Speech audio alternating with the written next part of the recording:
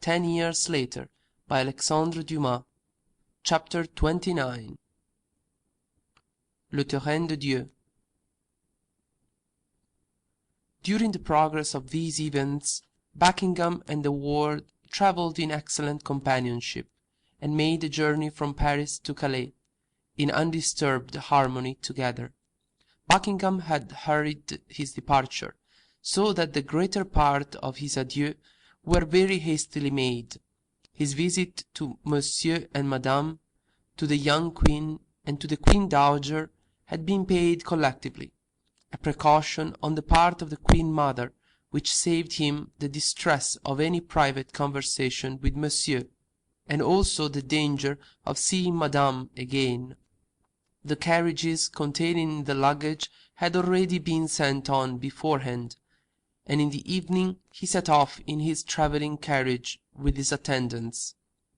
The ward, irritated at finding himself dragged away in so abrupt a manner by this Englishman, had sought in his subtle mind for some means of escaping from his fetters, but no one having rendered him any assistance in this respect, he was absolutely obliged, therefore, to submit to the burden of his own evil thoughts and caustic spirit.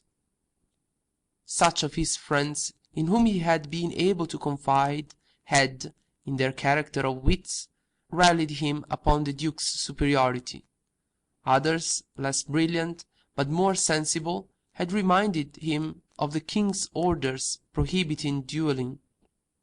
Others again, and they the larger number, who, in virtue of charity or national vanity, might have rendered him assistance, did not care to run the risk of incurring disgrace, and would, at the best, have informed the ministers of a departure which might end in a massacre on a small scale.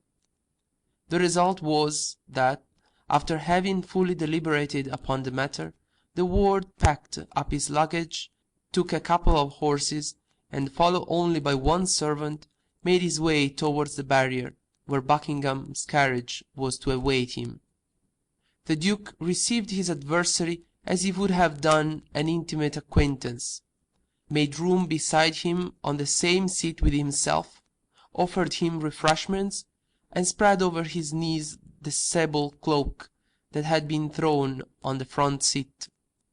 They conversed of the court without alluding to Madame, of Monsieur without speaking of domestic affairs, of the King without speaking of his brother's wife, of the Queen Mother without alluding to her daughter-in-law, of the King of England without alluding to his sister, of the state of the affections of either of the travellers, without pronouncing any name that might be dangerous. In this way the journey, which was performed by short stages, was most agreeable, and Buckingham, almost a Frenchman from wit and education, was delighted at having so admirably selected his travelling companion. Elegant repasts were served, of which they partook but lightly. Trials of horses made in the beautiful meadows that skirted the road. Coursing indulged in, for Buckingham had his greyhounds with him, and in such ways did they pass away the pleasant time. The Duke somewhat resembled the beautiful river Seine, which holds France 1,000 times in its loving embrace, before deciding upon joining its waters with the ocean. In quitting France, it was her recently adopted daughter he had brought to Paris, whom he chiefly regretted. His every thought was a remembrance of her, his every memory a regret. Therefore, whenever, now and then, despite his command over himself, he was lost in thought, the ward left him entirely to his musings. This delicacy might have touched Buckingham, and changed his feelings towards the ward, if the latter, while preserving silence, had shown a glance less full of malice, and a smile less false. Instinctive dislikes, however, are relentless. Nothing appeases them. A few ashes may sometimes apparently extinguish them, but beneath those ashes the smothered embers raged more furiously. Having exhausted every means of amusement the route offered, they arrived, as we have said, at Calais towards the end of the 6th day. The Duke's attendants, since the previous evening, had travelled in advance, and now chartered a boat, for the purpose of joining the yacht, which had been tacking about in sight, or bore broadside on, whenever it felt its white wings wearied, within cannon shot of the jetty. The boat was destined for the transport of the Duke's equipages from the shore to the yacht. The horses had been embarked, having been hoisted from the boat upon the deck in baskets, expressly made for the purpose, and wedded in such a manner that their limbs, even in the most violent fits of terror or impatience, were always protected by the soft support which the sides afforded, and their coats not even turned. 8 of these baskets, placed side by side, filled the ship's hold. It is well known that, in short voyages, horses refuse to eat, but remain trembling all the while, with the best of food before them, such as they would have greatly coveted on land. By degrees the Duke's entire equipage was transported on board the yacht. He was then informed that everything was in readiness, and that they only waited for him, whenever he would be disposed to embark with the French gentleman, for no one could possibly imagine that the French gentleman would have any other accounts to settle with his Grace other than those of friendship.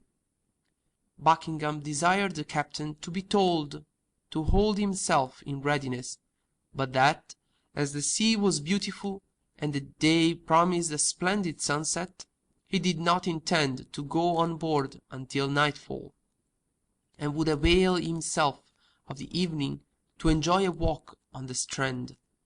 He added also that, finding himself in such excellent company, he had not the least desire to hasten his embarkation. As he said this he pointed out to those who surrounded him the magnificent spectacle which the sky presented, of deepest azure in the horizon, the amphitheatre of fleecy clouds ascending from the sun's disk to the zenith, assuming the appearance of a range of snowy mountains, whose summits were heaped one upon another. The dome of clouds was tinged at its base with, as it were, a foam of rubies, fading away into opal and pearly tints, in proportion as the gaze was carried from base to summit. The sea was gilded with the same reflection, and upon the crest of every sparkling wave danced a point of light, like a diamond by lamplight. The mildness of the evening, the sea breezes, so dear to contemplative minds, setting in from the east and blowing in delicious gusts. Then, in the distance, the black outline of the yacht, with its rigging traces upon the empurpled background of the sky, while, dotting the horizon, might be seen, here and there, vessels with their trimmed sails, like the wings of a sea-gull about to plunge. Such a spectacle indeed well merited admiration. A crowd of curious idlers followed the richly dressed attendants, amongst whom they mistook the steward and the secretary for the master and his friend. As for Buckingham, who was dressed very simply, in a grey satin vest and doublet of violet-coloured velvet, wearing his hat thrust over his eyes, and without orders or embroidery, he was taken no more notice of that the ward, who was in black, like an attorney. The Duke's attendants had received directions to have a boat in readiness at the jetty head, and to watch the embarkation of their master, without approaching him, until either he or his friend should summon them. Whatever may happen, he had added, laying a stress upon these words, so that they might not be misunderstood. Having walked a few paces upon the strand, Buckingham said to the wards, "I think it is now time to take leave of each other. The tide, you perceive, is rising. 10 minutes hence it will have soaked the sands where we are now walking in such a manner that we shall not be able to keep our footing." "I await your orders, my lord, but you mean you are still upon soil which is part of the king's territory?" "Exactly." "Well, do you see yonder a kind of little island surrounded by a circle of water? The pool is increasing every minute, and the isle is gradually disappearing. This island indeed belongs to heaven, for it is situated between two seas, and is not shown on the king's charts. Do you observe it?" "Yes, but we can hardly reach it now without getting our feet wet." "Yes, but observe that it forms an eminence tolerably high, and that the tide rises up on every side, leaving the top free.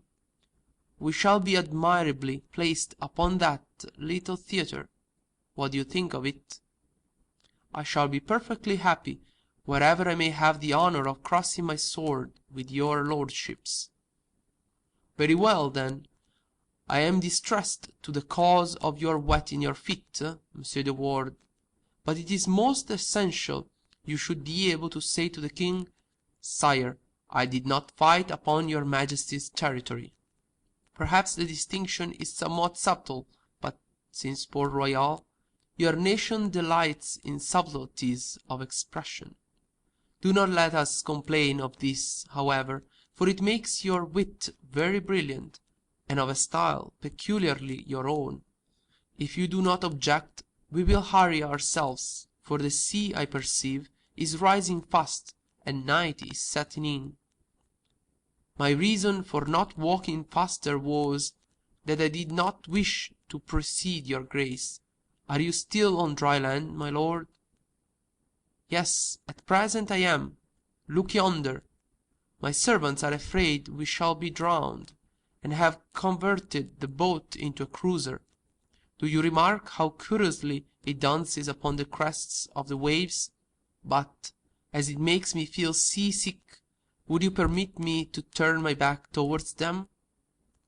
"You will observe, my lord, that in turning your back to them, you will have the sun full in your face." "Oh, its rays are feeble at this hour, and it will soon disappear. Do not be uneasy on that score." "As you please, my lord. It was out of consideration for your lordship that I made the remark." "I am aware of that, Monsieur de Ward, and I fully appreciate your kindness. Shall we take off our doublets?" "As you please, my lord." "Do not hesitate to tell me, Monsieur de Ward, if you do not feel comfortable upon the wet sand, or if you think yourself a little too close to French territory. We could fight in England, or even upon my yacht." "We are exceedingly well placed here, my lord. Only I have the honour to remark that, as the sea is rising fast, we have hardly time." Buckingham made a sign of assent, took off his doublet, and threw it on the ground, a proceeding which the ward imitated. Both their bodies, which seemed like phantoms to those who were looking at them from the shore, were thrown strongly into relief by the dark red-violet coloured shadow with which the sky became overspread. "Upon my word, your grace," said the ward, "we shall hardly have time to begin.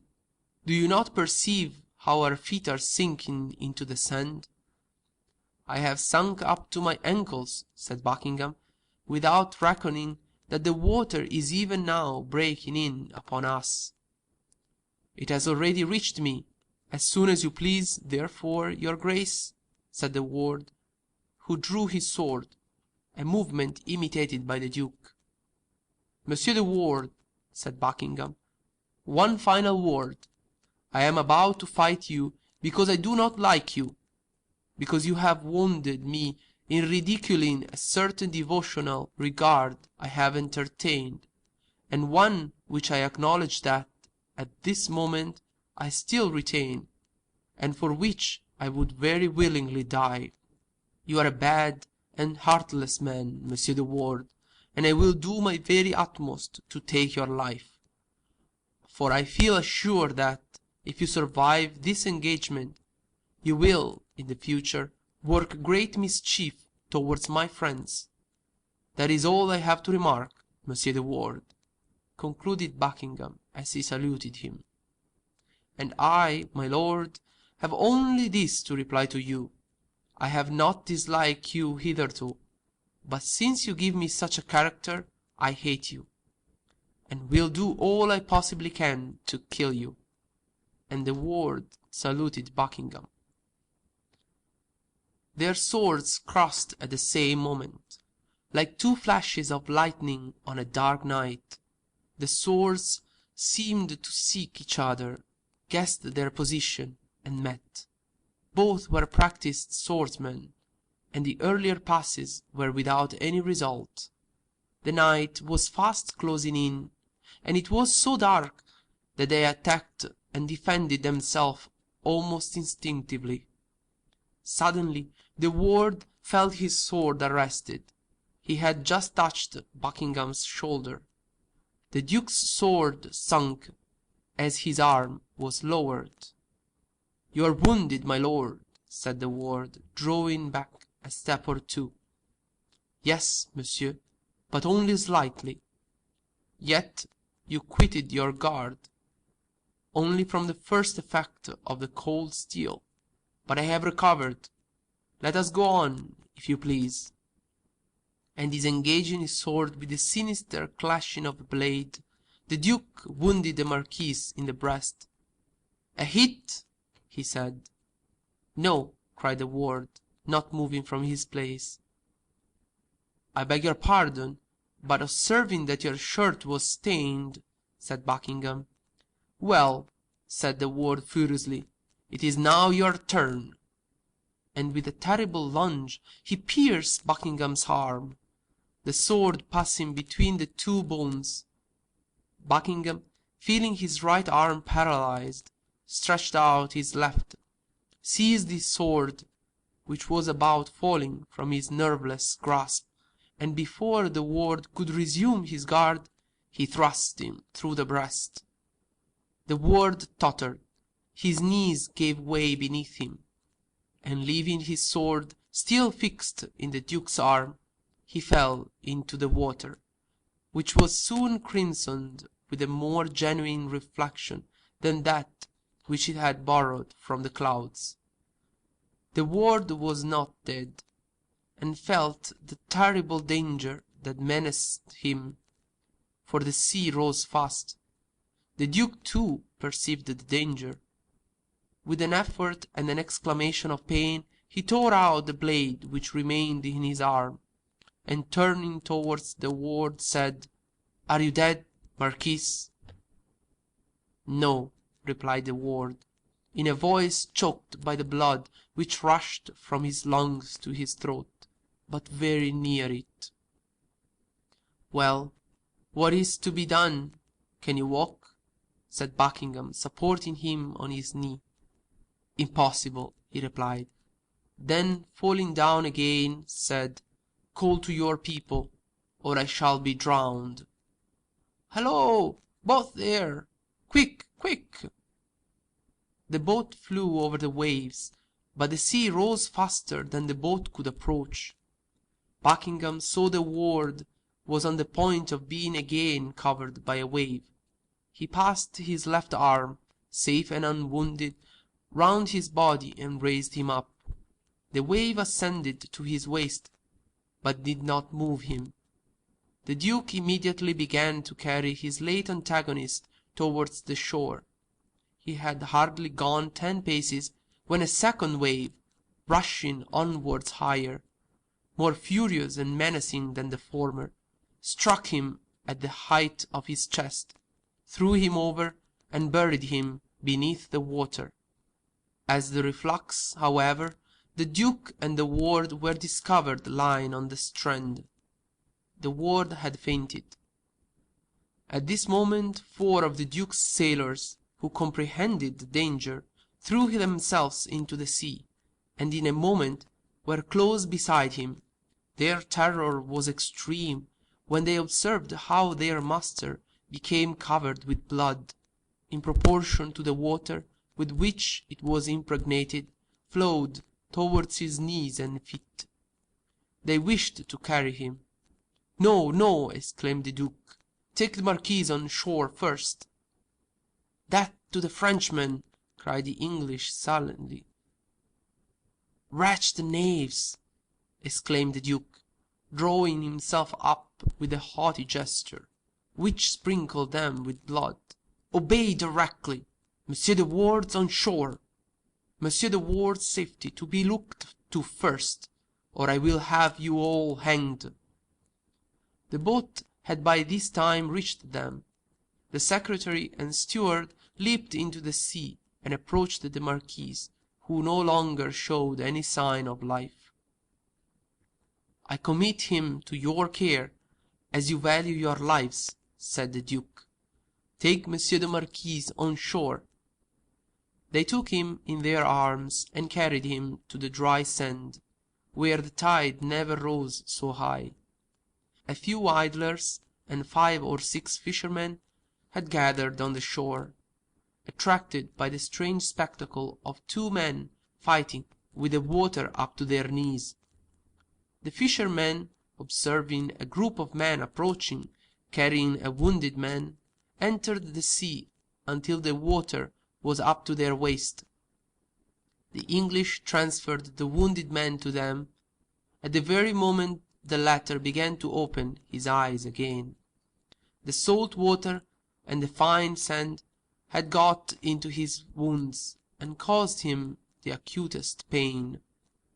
The Duke's secretary drew out a purse filled with gold from his pocket, and handed it to the one among those present who appeared of most importance, saying, "From my master, his Grace the Duke of Buckingham, in order that every possible care may be taken on the Marquis de Wardes."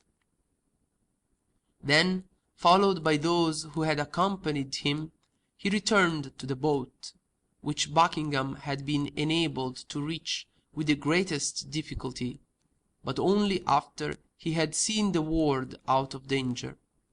By this time it was high tide.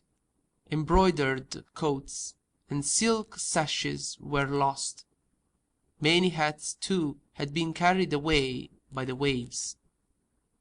The flow of the tide had borne the Duke's and the ward's clothes to the shore, and the ward was wrapped in the Duke's doublet, under the belief that it was his own, when the fishermen carried him in their arms towards the town. End of chapter 29. Le Terrain de Dieu. Recording by Filippo Joachim.